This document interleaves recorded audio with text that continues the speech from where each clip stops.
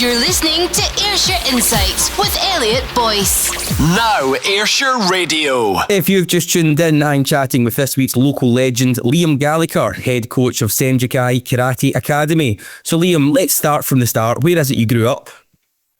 I'm sorry to say, I'm a Ouija. I grew up in Glasgow. I'm converted now, I'm all right now. I'm down here 15 years. I grew up in a housing scheme in Glasgow, over in Castlemilk back in the day. So starting from there, what was your very first job? My very first job, I was training to be an accounting technician. I was learning as an AAT. I was working on the job and I was rotten at it. I was absolutely dreadful at it. So I kind of stepped out of that fairly quick. So going from that, what inspired you to start doing what you're doing now with the karate? Well, I'd started training when I was a kid. I started when I was 10 years old at a local club. And it was never meant to be a job. Like, I just kind of, I've worked in another profession for 20 plus years. The karate had always been on the go, was always ticking in the background, always trained. And then I got the opportunity to open my club up myself. I was kind of talked into it, if I'm honest. And here I am 15 years later, still on the go. Fantastic. So talk to us about the early days of Senjokai then. Has it always been called Senjokai? No, we started off under a different group in Glasgow. We had a different name called Under Hocus. It was a Glasgow club. But we kind of went our own way. And I was told to pick a name. It was a mate of mine who runs a club elsewhere. Says, you need to pick your own name, Liam. And I was trying to think, what could you didn't want to Cobra Kai it. But it had to be something that kind of meant something to me. So my Glasgow club, when I grew up as a Ouija, was in Battlefield in Glasgow. I was just outside. And so I thought I'll call it Senjo, which means battlefield, and Kai means school. So that's how I ended up with that name. So at what point did you move to Ayrshire? Well, I was still in Glasgow when the club opened. And I was down here and my daughter and I were travelling up and down.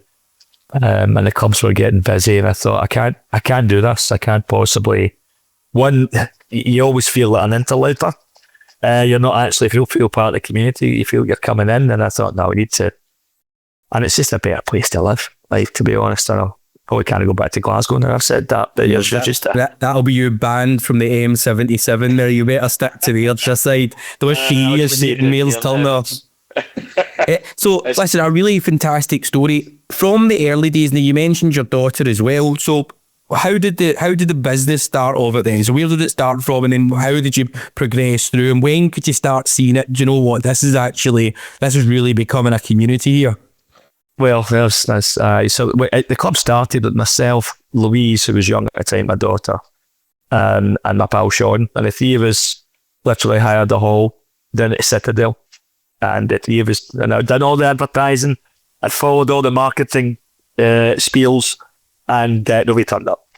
So we were there for weeks and weeks, and it was just us trading away ourselves, and I was like, what am I doing here? But it was never meant to be a business at the start. I had a job, I would say a proper job, and I'd quite a busy job, and we ticked along with it, and it was actually Stuarton, who was an active schools coordinator, who contacted me. We were quite active in social media, and it was back when everybody is now. Social media just shouts into the ether now. But back then there wasn't many people on it, but I decided I was going to go on this thing, which I get mocked furiously for, by the way, having a karate club on it. And active schools contacted me and said, would you do us a favour, would you pop into Stuarton? And I went, I don't have a club there. She would just opened the sports centre. It was the Rose Riley Arena, is that? We wanted to get something different in for the kids, and I thought, do you know what, I will, of course because it's part of what we do here is we try and give back. So I went in, and then the active schools coordinator went, would you do a wee after schools club for us? And this was all voluntary, by the way. And I was like, well, I can squeeze it in, like I could do a wee hour. I went, brilliant, we'll set it up for you. And I did it. And then about 3 months later, I went, do you fancy opening a wee club in the area? I said, I need to start charging at this point. I'll need to. I said, no, I was like, fine, no problem. And we did. And they say the now Rose Riley was pretty underused at that point. And I was teaching away, and we had the club down in there. And I walked into Rose Riley one day, And I kind of set up, my daughter and I put the panels up and stuff, and we sat there again. She was only wee at the time. And I turned around and 40 people walked in. And I was like, all right, I was expecting this. And it just exploded from there. The club just kind of built, we just kind of hit the right time and we resonated, and it's kind of, and it's built from there. It's just kind of, we've got 9 clubs now and the SN charity, and we're just, it's going wild. Fantastic. Now, going back to the point, I think it really resonates with probably a lot of people. It's very easy to go, you've got a fantastic idea, you want to start a business, whether it is doing something in the local community or whatever it may be, but the graft at the start isn't always something that pays the bills, and you've got to sometimes give out. Clearly that's how you started for Active Schools. Yeah, I mean, we've always had a close tie-in with Active Schools. To do something that like this, and I think most jobs, I mean, you'll be the same, you got to have a passion for it first. Now, you don't do this job for the money. No. You do it because you love it, and if you're lucky, you make money from it, if that makes sense. And there's a lot of people that maybe come into things like this and they see maybe a successful club like ours, which has been, but no way, not even close to an overnight success. But when I still, for the first 4 years of the club, I still had a full-time job. You know, I was still working 60, 70 hours a week. And I was working 7 days to get this up. Again, it was never meant to be to pay my wages. It was always meant to be the thing that I loved doing. But it's had its ups and its downs. Obviously, we went through COVID like all of us did, and that was a tough shift. Perfectly. And what we'll do is you've just lined this up perfectly, because up next I'm looking forward to talking about the ups and downs and the highs and lows of running a community club right here in Ayrshire. Tune in live every Sunday from 10 a.m. for Ayrshire Insights with Elliot Boyce. Only on Now Ayrshire Radio. Now Ayrshire. We are still with Liam Gallagher from Senjokai Karate Academy, coach, mentor and the driving force behind an organisation producing athletes who compete across the UK and Europe. So Liam, let's talk about the journey. What would you say your kind of first big wins been, the moment you realised when Senjokai was really taking off? When we got our full-time place.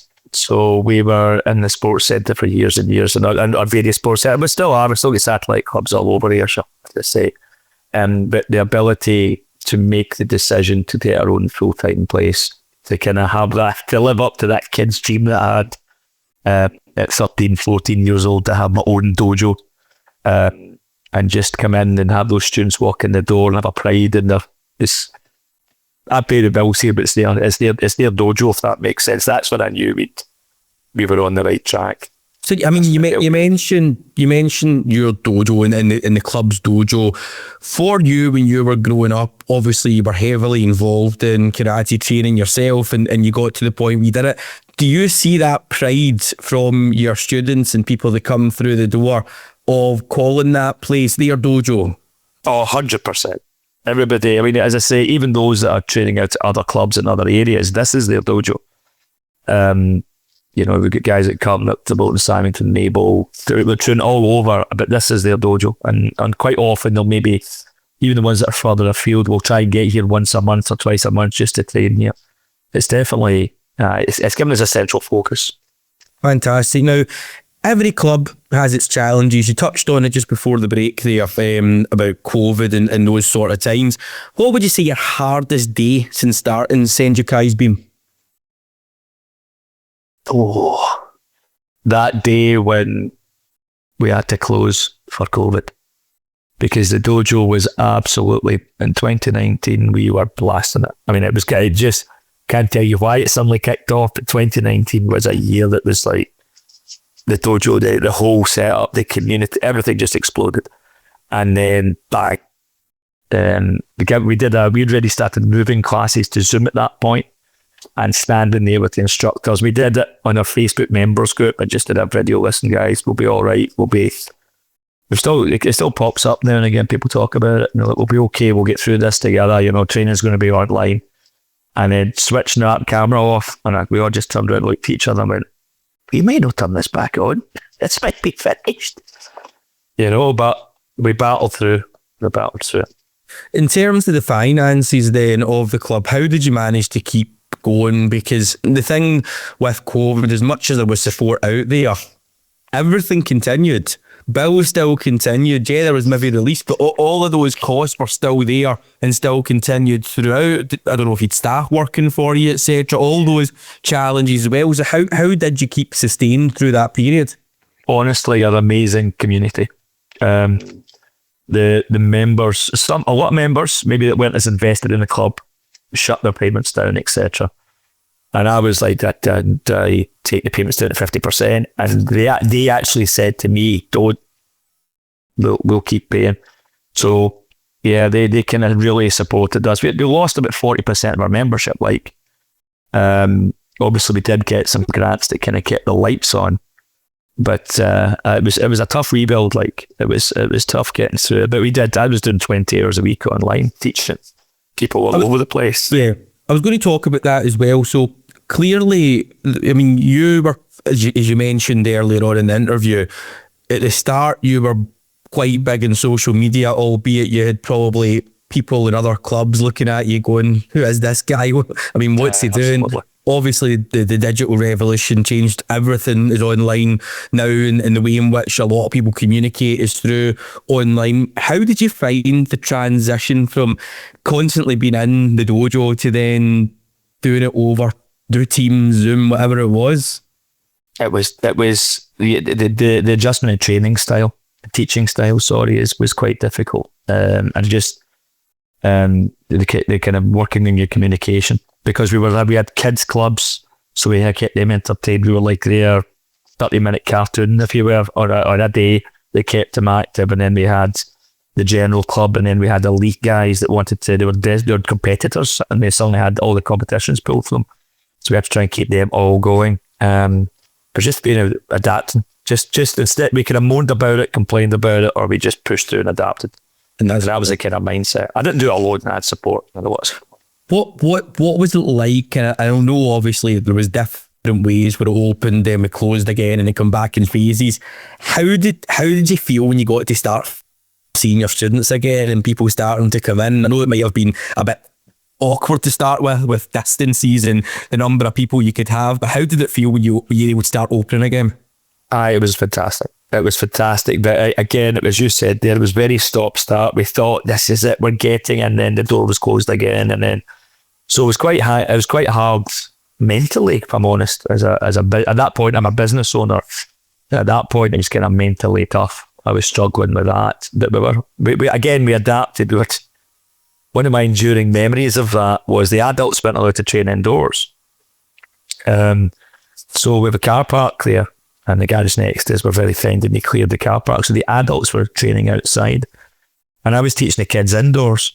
And I heard the guys making a racket outside, and this was in December. It was a week before Christmas. And I looked outside, and there was about 30 adults in freezing fog, wearing bonnets, doing karate in the car park. And I was like, you guys are nuts. They're like, what are you doing? It's like, this is insane. I love karate, it's my life, but that's a step too far, like. But it was the community aspect of it. That's what a club should be. And that's what kept it going. And most of those people are still training my club now.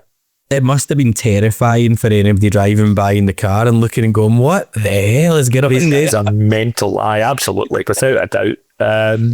But I thought they were mental, and I'm their chief instructor, so chances. Exactly. Somebody else. Now, what would you say the biggest leap of faith or the toughest decision that you've had to make while building the academy? It was going full time. It came through, sadly, kind of tragic circumstances. I don't want to take this down too much or dwell on it too much, but my daughter's mother passed away, and I was juggling both, and I knew at that point I had to make, I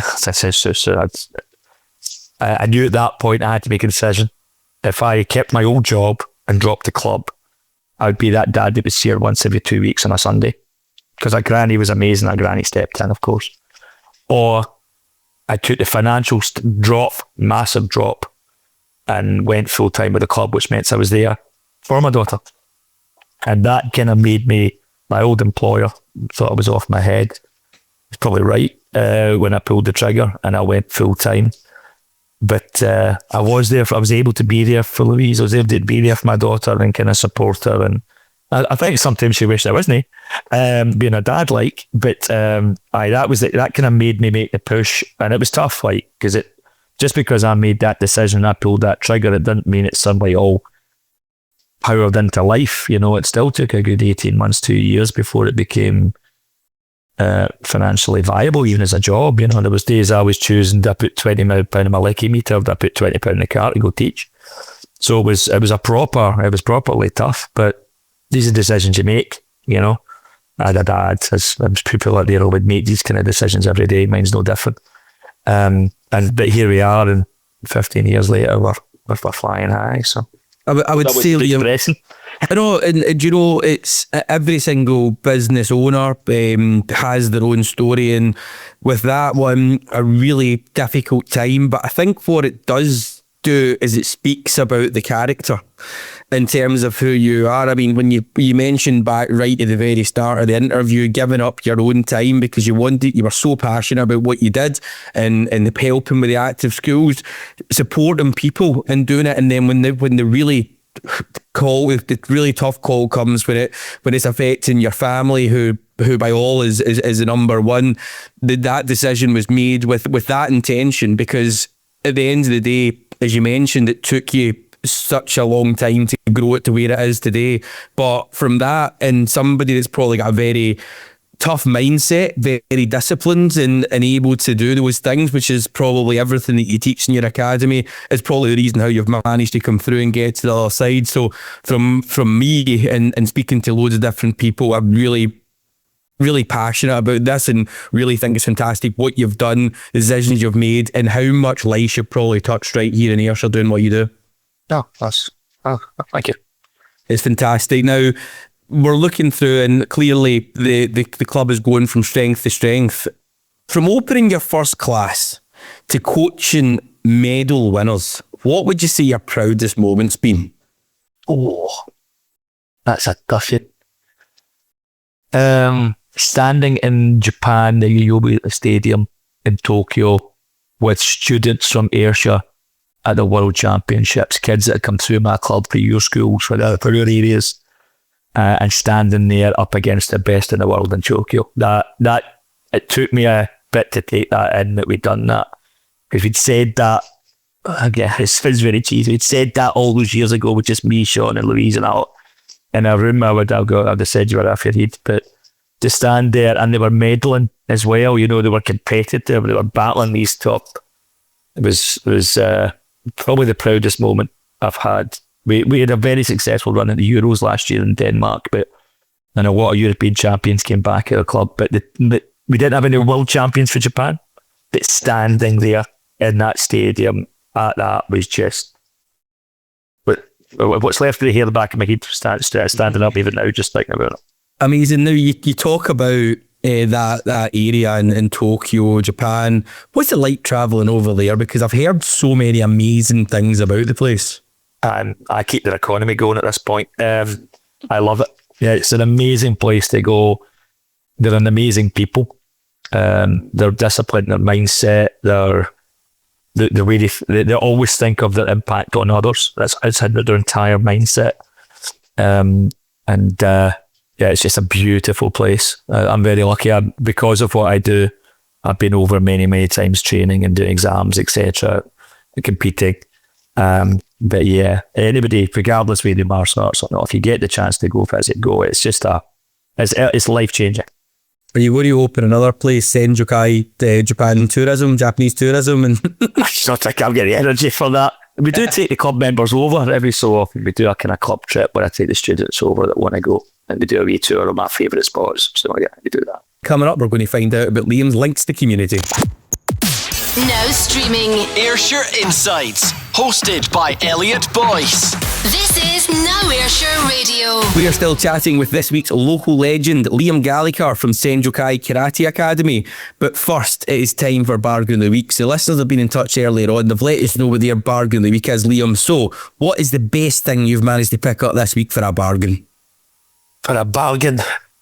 I don't get many bargains. Because because I've got a daughter and a granddaughter and they cost a fortune. I like a wee trip to JD Sports. Like, I do like a wee look in the sales rack for my training stuff at the gym. So it's probably a t-shirt for there. T-shirt, there's your bargain of the week. Right, so back to you and the community. So clearly you've got so much connection to the community. You've mentioned it right through this interview. What do you think of stations like us at Now Ayrshire Radio? Oh, you guys, brilliant. Genuinely. I'm not just saying this because you're here. We have it playing in reception all the time. So you come into Dojo, it's on in reception. I think it's important that there needs to be that local touch. There needs to be that connection with the local community. I mean, I think some of us maybe, I'm an avid news listener, and you hear them talk about news, but it's when they talk about the weather down in England, and they'll add on, and Scotland at the end of it, because there's no connection to us. So having the likes of yourself, where you've got connections in the local community, you know what you're talking about, you know who you're talking about, makes a massive difference. Like, no, Liam, and that's our mantra. We're here in Ayrshire, broadcasting from Ayrshire and talking to the Ayrshire people. Now, you are somebody, as much as we'll forget the fact you're a Ouija, you've hung about long enough. I'm all right now. You're all right now. What does having that, so see the local feeling, so you've been in Ayrshire, your family, the Senjokai family is clearly an Ayrshire built family. What does that local feeling mean to you? Oh, it's everything. I mean, our club's nothing without its community. The club's nothing without its members, its families, or it's a living, breathing thing, Our dojo is that. We deal with people at their highest, we deal with people at their lowest, we support them when it's tough, they support us when it's tough for us. That's everything. It can't just be about the money in the box. And that's where you've built such a family. You mentioned during the difficult times and how in terms of how the community also supported you. But one of the things that I'd read as well is about your anti-bullying programs and the ASN classes, helping young people build confidence and resilience. How do you feel that Senjokai has contributed to the Ayrshire community, both inside and outside the dojo? I've never really thought of it in those terms, to be honest, but I love what we do, and not everybody will want to do karate, but karate has many sides to it. And as you say, the anti-bullying, so there's a whole program that we've gone out and delivered in schools and in here for boys and girls that are maybe dealing with challenges at schools. And sometimes they're the bully. So, and that's a very generic term and maybe sounds a little unfair, but they're maybe the ones that are causing the issues without meaning to. So we bring them in, and we've done a few of these courses and camps in here, and we kind of highlight that hopefully feeds on. I'm a great believer that one thing touches another. We've also the ASN program, which has now become a charity. We managed to get a charity launched. It was part of Senjokai. It still is. Our coaches deliver. Just for the listeners that may not know, so you're talking about additional support needs, ASN. Yes, so our ASN program, we'd obviously done a lot of support work with the Ayrshires regarding boys and girls who were those kind of backgrounds and looking for something different, but they weren't really sustainable. You were doing like a 4-week block or a 3-week block, so they weren't. Real impact takes time. So we managed to retask some money that we were given for something else and set up a charity. And now we are delivering our ASN programs for different age groups and different abilities and levels. And that's probably been a proudest success in the last year. How that's really taken off, and we get to deliver in schools with boys and girls and kind of really support them. Oh, fantastic. And it's great to see some of the things that you're doing for that, and it's such an important part of the community who it's sometimes maybe overlooked, but having those programs where you're able to be inclusive and also support the additional support needs of each individual student that's coming through the door, and giving them something else to work with, and fantastic discipline and learning Senjokai and all the benefits that you get from that as well, because it's more than just the athletic side of it as well. It's the discipline, it's the mindset, it's that thing to go to the community, it's the pals round about you, and all those other things. Fantastic stuff. Now we're going to play a game of 5 fast ones, so it's 5 quick fire questions. I'm going to tell you all about that. I'm going to do it just after this. This is the Ayrshire Insights podcast with Elliot Boyce. Now Ayrshire. If you've just joined us, I'm with Liam Gallagher, the head coach of Senjokai Karate Academy, and it's time for 5 fast ones. So Liam, Don't think about it, just shout out the first answer that comes to your head. Are you ready to play 5 fast ones? I'll do my best. I'm not very clever. Right, let's do it. Favourite takeaway? Nando's. Song that always lifts your mood? Chase the Sun. Best thing about Ayrshire? The people, 100%. Weirdest moment in the dojo? Going into a class one day, turning and there's 90 people in front of me. and nobody here for me. I'd had to just go with it. And who plays you in a movie of your life? A young Al Pacino with a ginger wig. There you go. That's all. I don't think he'd do that, but it's what. Give it a shot. Right, brilliant. Thanks for playing 5 fast ones. We would ask our guests every week to get involved. So, Liam, what's next for Senjokai? We're opening up some more clubs. We've got some instructors that are coming through. We've got some identified some areas that could maybe do with us going into that and delivering there. Our ASN program's looking to expand, so we're bringing coaches on board with that so we can deliver it wider, and just keep doing what we're doing. As I say, I'm a great believer that karate changes lives, and it genuinely does. Even if you do it for a week or a month, somebody will always say they did it once. So it's just keeping that going. Brilliant. What's one thing that you hope for the future of Ayrshire? It gets the recognition it deserves. Now, honestly, it's maybe growing up outside it and coming in, maybe it gives me a slightly different perspective. Well, I've been here forever now, but it's such an amazing place. It's beautiful to drive through. The people are amazing. You're in a field, you're at the coast. It's just honestly, it's an amazing place to live. I think we're sometimes so busy we don't notice it. I know, I think it's true because, I mean, you know what it's like if you're going on holiday, you go drives and people go up north and stuff like that. But see, when you actually go in and start travelling into deep, dark Ayrshire, it's amazing to some of the sights that's flowing right here. Stunning place. I get people travelling here from Japan, etc., and I drive them around and they love it. They can't go over it. So just remember, where we are is good too. Keeping going with the Japanese connection between both countries, you've got that tied up at Senjokai. Tokyo to Kelly. Tokyo to Kelly, there we go. Right, before we wrap things up, have you got any final shout outs you'd like to do, or thanks to anyone? Just to everybody that supports the dojo, everyone that's been part of it. We're in our 15th year this year. With people that have been a member or in the past, or ones that are members now, we're nothing without you. And yeah, thanks to them. Oh, fantastic, Liam. A fantastic story. Really excited to see the future and what is held for Senjokai. I mean, it's going from strength to strength. Amazing programs. Looking forward to finding out what the future holds and how things continue to grow. Now, before we finish off, I do need a big anthem to finish the show. So, Liam, what is your final tune of the week? Well, I want some sunshine, so I'm going to go back to the one we talked about. I'm going to say Chase the Sun, Planet Funk, because if this weather's depressing. Brilliant. Liam, we'll get that one for you. Thanks again for coming on this morning. Thanks very much for having me. This is the Ayrshire Insights podcast. Never miss an episode. Hit subscribe now.